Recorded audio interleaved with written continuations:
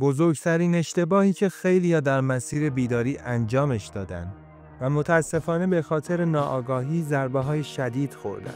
خیلی‌ها به خاطر همین نکته نور وجودشون رو به تاریکی رفته و به پایین‌ترین طبقات سقوط کردن.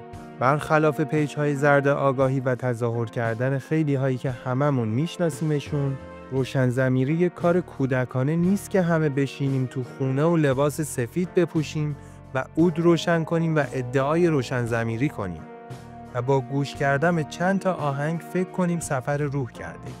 مردم، اینا همش دروغ و سوء استفاده است. برای روشن‌ضمیری که ریشه هزاران ساله داره، شما اول باید از کارکرد ذهن خودت آگاه بشی.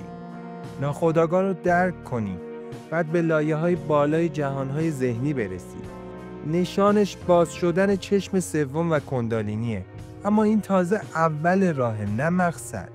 تازه با باز شدن چشم سوم وارد بعد 4 میشید و اینجا دقیقاً همینجا پرتگاه سقوط بسیاریه.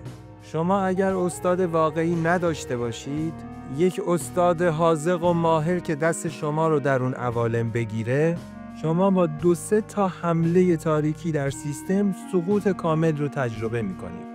تمامی مشایخ، عارفان، سالکان در همه فرهنگ‌ها با سالها شاگردی و آموزش حرفه‌ای زیر نظر اساتید بزرگ به بزرگترین نقطه‌ها رسیدند. حتی مولانا که خودش عالم بزرگی بود، بدون استاد بیراهه میرفت. اگر استاد داشته باشید، شما رو با تربیت و آموزش نفس از این عوالم و طبقات آسمانی عبور می‌دهد و وارد بعد 5 و ابعاد بالاتر میشید. پس گول این پیج‌های تازه به دوران رسیده که تئوری‌های توطئه می‌سازن و در مورد ماتریکس نظر میدن رو نخورید. خود اون افراد جزو کارمندان سیستم ماتریکس هستند. خروج از ماتریکس غیر ممکن نیست، اما بسیار سخت است.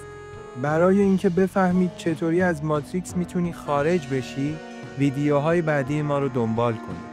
و اگر هنوز در مورد ماتریکس نمیدونید، ویدیوهای قبلی پیج نورالانوار رو با همین عنوان ببینید و هایلایت ها رو مطالعه کنید.